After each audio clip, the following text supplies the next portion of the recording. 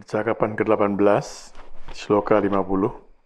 Sekarang Arjuna, ketahuilah secara singkat bagaimana seseorang yang telah meraih kesempurnaan diri sekaligus mencapai Brahman, kesadaran ilahi yang tertinggi, yang juga adalah pengetahuan tertinggi atau pengetahuan sejati. Di sini Krishna menjelaskan bahwa, dan ini juga dikatakan dalam sekian banyak tradisi yang lain, seseorang yang mengenal dirinya, mengenal Tuhan. Seseorang yang telah mencapai kesempurnaan diri, mengenal kesejatian dirinya, dia juga mengenal Tuhan. Jadi Krishna menjelaskan supaya kita tidak keliru, apa yang menjadi karakteristik, bagaimana seseorang yang sudah mencapai kesadaran tertinggi itu, karakternya, sikapnya, sifatnya seperti apa. Kelima satu, dengan bekal kesucian budi, berpandangan jernih, teguh dalam kesadaran jiwa, dirinya terkendali, tak terpengaruh oleh apa yang dikatakan orang, pendapat-pendapat yang tidak menunjang kesadaran jiwa, bebas dari keterikatan pada dunia benda, dan dualitas suka tak suka. Ini penting sekali, berulang kali. Krishna menjelaskan tentang suka tak suka, dvesh dan rag. Kita menyukai sesuatu, kita merasa dekat dengan orang itu, dengan benda itu, dengan kondisi itu, kita tidak menyukai. Kita memusuhi kondisi itu, orang itu. Ini penting sekali. Selama kita masih ada pilih kasih, ada suka tak suka, kita belum mencapai kesadaran Brahman itu. Ini yang penting sekali. Tidak ada dvesh berarti juga benci. Tidak ada kebencian terhadap sesuatu yang tidak disukai. Dalam hal ini coba pikirkan, Kurawa sedang diserang. Mereka harus melawan Kurawa. Ya. Yang memulai perang siapa? Coba pikirkan, yang mulai perang siapa?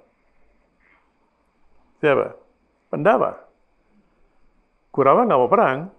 Kalau Pandava tidak mau minta hak mereka, ya udah, selesai. Yang menjadi agresif dalam perang ini siapa? Yang mengambil langkah pertama siapa? Pandava. Mereka tidak setuju dengan perlakuan yang mereka peroleh dari Kurawa, maka mereka menyatakan perang. Ini kadang-kadang kita lupa. Kita pikir, oh Kurawa yang memerangi Pandava. Tidak. Pandava yang memerangi Kurawa karena tidak mau diperlakukan seperti itu. Jadi di satu pihak, Krishna mengatakan, perangilah musuh-musuhmu. Tapi juga bebaskan dirimu dari suka tak suka. Penting sekali. Bebaskan dirimu dari kebencian. Berarti kalau kita menghadapi konflik antara dharma dan adharma, kita harus berpihak. Tapi tidak berarti kita membenci orang yang sikapnya adharma mau diapain. Kita tidak perlu benci, tapi kita melawan-lawan. Ini penting sekali. Kadang-kadang kita menghadapi satu situasi, kemudian langsung diceramahi. Oh, kita kan orang spiritual, diam aja, sabar aja. Ini bukan sabar seperti itu. Menghadapi adharma tetap menghadapi. Dengan segala konsekuensi, dengan segala resikonya. Tidak membenci, tapi menghadapi, tetap menghadapi. Dan beberapa sifat lain yang dikatakan, kesucian budi, berpandangan jernih, teguh dalam kesadaran jiwa, dirinya terkendali, tak terpengaruh oleh apa yang dikatakan orang, pendapat-pendapat yang tidak menunjang kesadaran kita. Banyak orang sedang mempengaruhi kita dalam keseharian hidup. Anak-anak di sekolah pun mungkin dipengaruhi oleh orang-orang di sekitar mereka. Kenapa kamu harus disiplin seperti ini? Coba lihat anak-anak lain. Ya. Mereka nggak harus disiplin seperti itu. Apa yang dikatakan oleh Krishna ini berlaku untuk semua, bukan untuk orang dewasa saja, tapi dari kecil. Dari usia dini, anak-anak ini harus disadarkan, dibuat sadar, diberi kesadaran. Harus berani bersikap. Harus berani bersikap dan mengatakan tidak pada segala sesuatu yang tidak menunjang kesadaran. Tidak menunjang kesadaran itu apa? Makan berlebihan, tidak peduli terhadap lingkungan, tidak peduli terhadap diri sendiri. Semuanya termasuk tidak menunjang kesadaran. Jadi bukan cuma besar-besar, dharma, dan sebagainya. Dari hal-hal kecil. Mencemari lingkungan. Kalau kita sedang bicara dengan anak-anak di sekolah, di mana. Bicara dari hal-hal yang kecil, yang sederhana. Jangan cepat-cepat dicekoki dengan hal-hal yang besar sekali. Karena Krishna mengatakan swadharma. Dharma anak-anak yang masih di sekolah itu apa? Brahmacharya. Mereka harus kreatif. Harus bersifat seperti Brahma. Kreatif. Mereka harus disiplin, acharya. Jadi jangan dicekoki dengan hal-hal yang sangat tinggi. Dari hal-hal yang sederhana. Kalau sudah dewasa, ceritanya beda. Gita yang sama. Bagi anak SD, pemahamannya bisa lain. Anak SMP, SMA barangkali lain. Mahasiswa lain lagi. Kalau sudah profesional, lain lagi.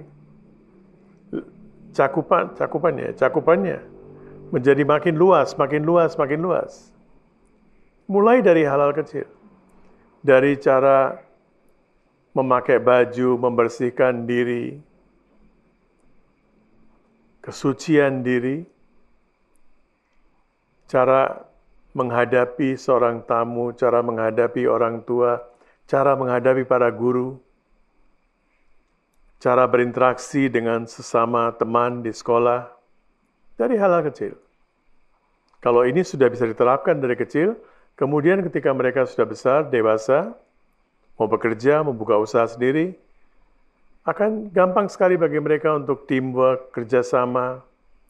Kalau tidak, mereka akan menjadi island, and no man is an island. Mereka akan menjadi pulau-pulau sendiri.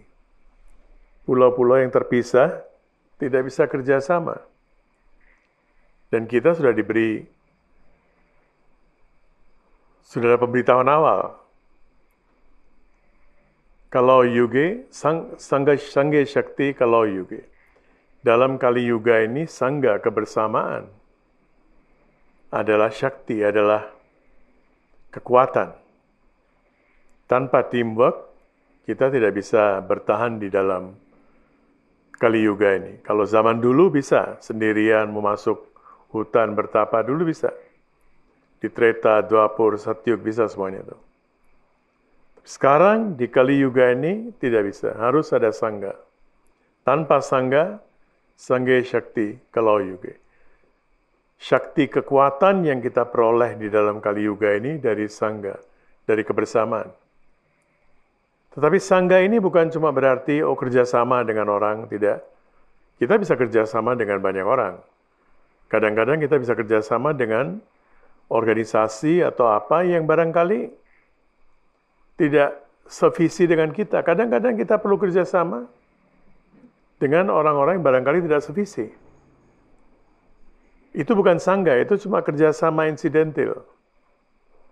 Kerjasama yang lepasan. Sangga berarti suatu support group yang solid sekali. Di mana seperti Bung Karno katakan, one for all for one. Bung Karno mengatakan all for all. All for all. Jadi bukan one for all for one, tapi all for all. Itu adalah Sangga Shakti.